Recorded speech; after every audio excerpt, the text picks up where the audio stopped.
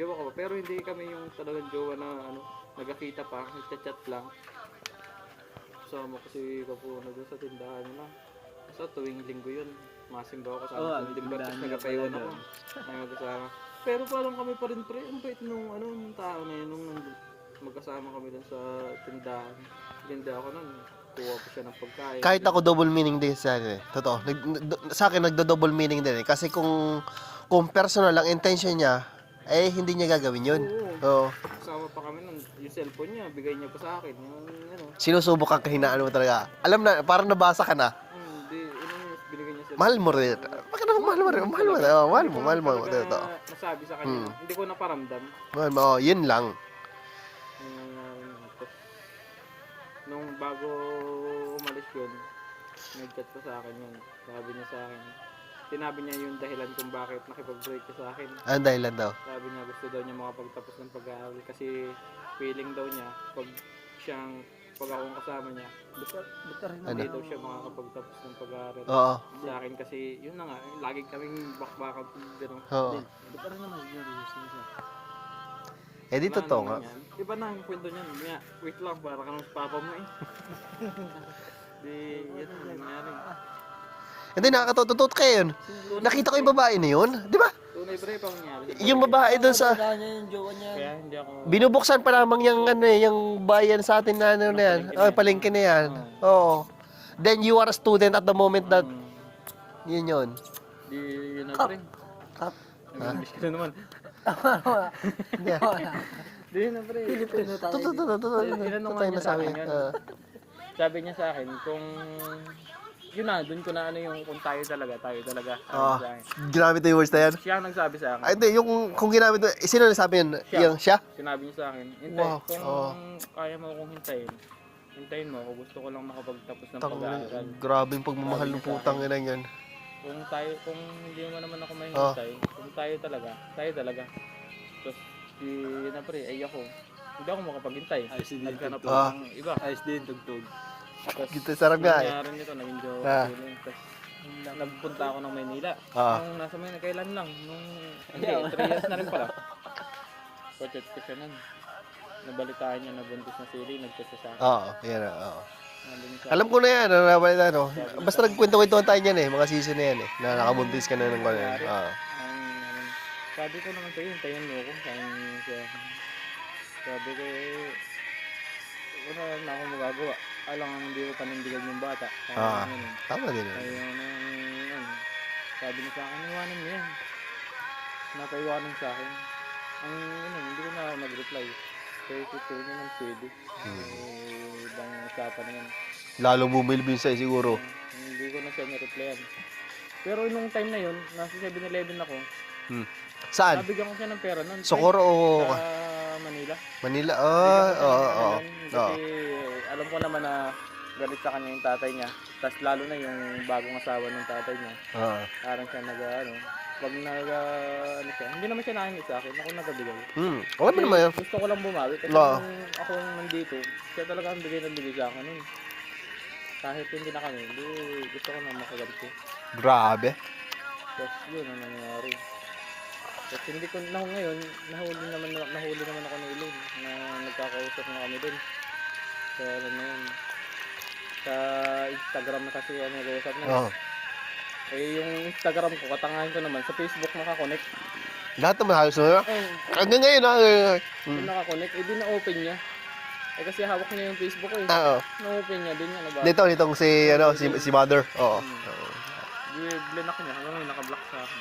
Tapos ang nangyari na, uwi ko na dito, ang tagal na, ilang taon na. Trabaho ko sa 7-Eleven. Doon naman ako nag-chat ulit kami. Pero sa akin talaga, ito lang yun Hindi man sabi, ibig sabihin ito lang yung palatandaan nyo sa mga babae.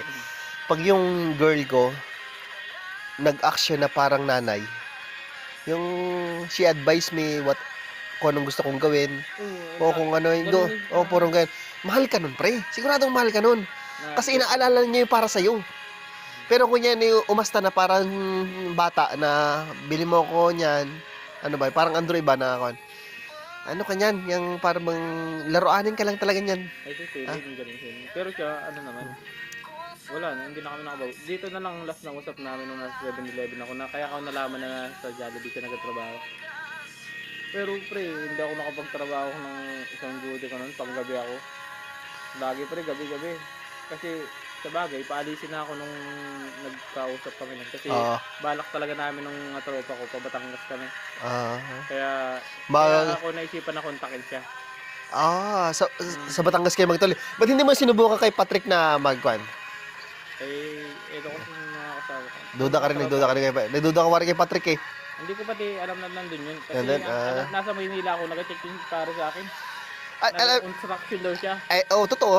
Si Patrick at ako, halos parehong trabaho. Parehong trabaho namin ni Patrick. Tsaka hindi Oh, namin pumasok sa utak ko nung time na yun. padalawa, ano talaga, magandang tuloy si Patrick kung gasa ako. Magandang tuloy niya, kung bagas ako na, hindi kailangan wala magtiis.